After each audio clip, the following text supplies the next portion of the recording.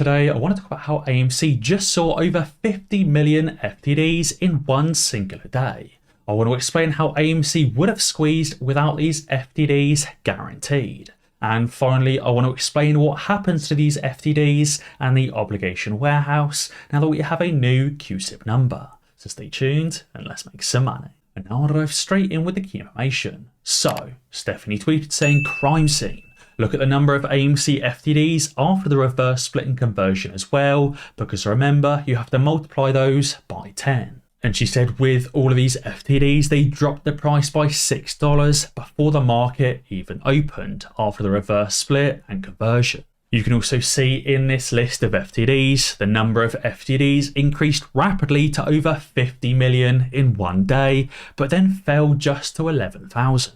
So in this video, I want to explain two things. I want to explain what happened to these FTDs and effectively what happens with the obligation warehouse, but also explain how AMC guaranteed would have squeezed without these FTDs. Firstly, let's talk about how absolutely massive these FTD numbers are. You may remember over the last few weeks, I gave my predictions about future AMC FTDs. Back when we hit this number of 18 million FTDs, I said on the next leg up, we may see 25 or even 30 million FTDs in one day. But actually it seems even I underestimated this number massively because we didn't just see 30 million FTDs in one day, we saw 30 million FTDs for a number of days and all-time highs of 50 million FTDs. To put into perspective just how absolutely massive that number is, that's over double the number of FTDs that we saw back in January of 2021 when the buy button was turned off. If they had to turn off the buy button to stop 30 million FTDs, imagine what would have happened if we didn't have these 50 million. But let's first talk about where those FTDs went and how the obligation warehouse actually works. So Dominic tweeted saying I saw something on Reddit and thought I'd check it out. The FTD data needs a closer look. He said apparently there was FTDs for AMC old and AMC new on the 24th and 25th of August. So if we look here on the 24th of August, we've got the ticker symbol AMC, which incurred 11,000 FTDs. We've also got APE with 171,000. But we also have AMC ZZZZ with 6.6 million. Again, the day after on the 25th, we've got AMC with 1.8 million, APE with 17,000, but also AMC XXXX with 18,000. So we've got a new AMC ticker or a new AMC QSIP number and an old AMC QSIP. Now ultimately these FTDs disappeared because they went to the obligation warehouse.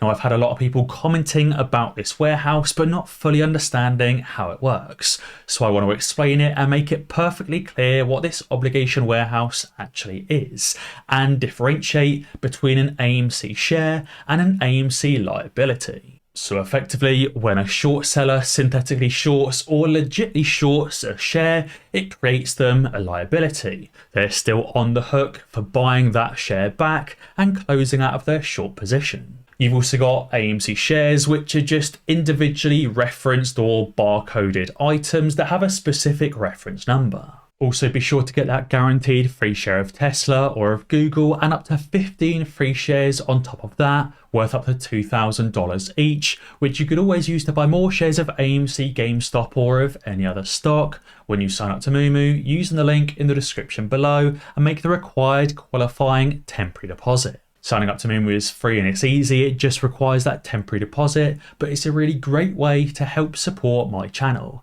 and to get tons of free stocks at the same time. On top of that, Moomoo is very easy to use, they've got tons of technical indicators and advanced charting tools and their own options trading platform. So effectively, these specific shares, as a result of the reverse split and conversion, have now gone to the obligation warehouse. You've got the old AMC shares, the old AMC QSIP numbers, and the new AMC shares, or new AMC QSIP numbers. But separately from that, you've also got an AMC liability, which is completely different.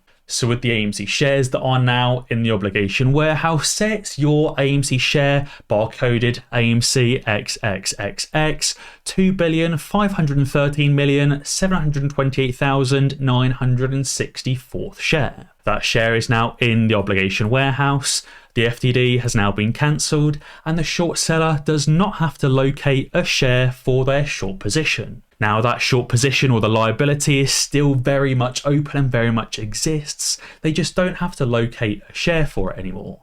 Ultimately, the SEC didn't really care if these short sellers actually located shares or didn't locate shares, because these shorts have been not locating them for over 2 years now, and the SEC did absolutely nothing. So whether your share is in the obligation warehouse or not, I don't really think it matters, because the SEC never did anything about it anyway. So let's talk about this AMC liability, which is completely different from the AMC shares. Regardless if your share is in the obligation warehouse or not, regardless if it's an old QSIP or a new QSIP, it still has that liability. In terms of what I mean by an AMC liability, you'll remember this line from Citadel's financial statements, which is security sold, not yet purchased at fair value.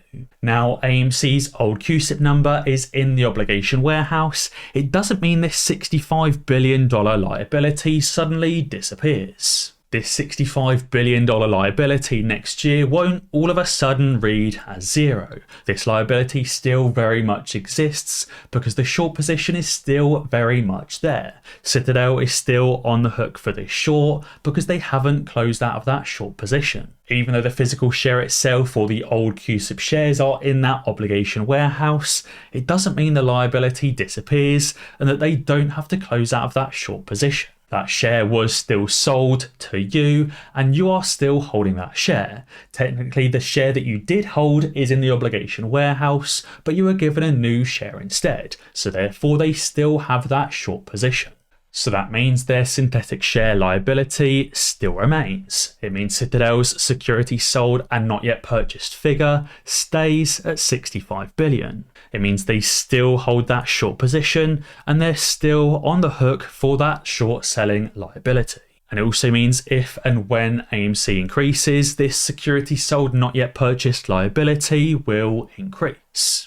And the very interesting part is this liability for security sold not yet purchased of 65 billion is very close to their total assets of 79 billion. They only have $4 billion in spare cash, spare profits, or technically in members' capital. But when AMC increases and their liability increases by $4 billion, Citadel will technically be insolvent. So the important thing to remember is even though your old share, that AMC XXXX 2.513 billion, is in the obligation warehouse and your share is technically gone and so is the FTD, their liability still remains. But let's also talk about how AMC would have squeezed guaranteed without these FTDs. If the shorts did not sell 30 million, 35 million and 50 million shares into the market on that reverse split and conversion date, AMC would have squeezed. The only way they prevented it from squeezing was by selling hundreds of millions of shares or of synthetic shares into the market. You can effectively tell these are synthetics because of the fact they incurred FTDs on pretty much every single share they sold into the market. This was Virtue doing Virtue things, being its infinite liquidity fairy and filling hundreds of millions of selling orders or of short sale orders without having any shares to sell. As Susan Trimbath tweeted, she said liquidity measures how fast assets can be turned into cash. Checking accounts are very liquid. You just go to an ATM and you take out or withdraw your $20 bills. She said houses take 30 days, maybe 60, maybe 90 days after all the legal proceedings have gone through to turn into cash. But yet AMC is taking 50 plus days to settle their FTDs, showing AMC is not liquid. That is showing that retail investors are not selling shares. There's no legit shares being sold on the market, and the only way sell orders or shorting orders are being fulfilled is by Virtue and Citadel using their infinite liquidity fairy abilities. They're committing that illegal naked shorting or using their market maker exemption to illegally short sell shares or to sell shares that don't exist and can't be located. Without Virtue, you wouldn't have these FTDs. Without these FTDs, you wouldn't have synthetic shares being sold into the market. Without Virtue and without these FTDs, the AMC price would skyrocket upwards as there would be nothing to hold the price down.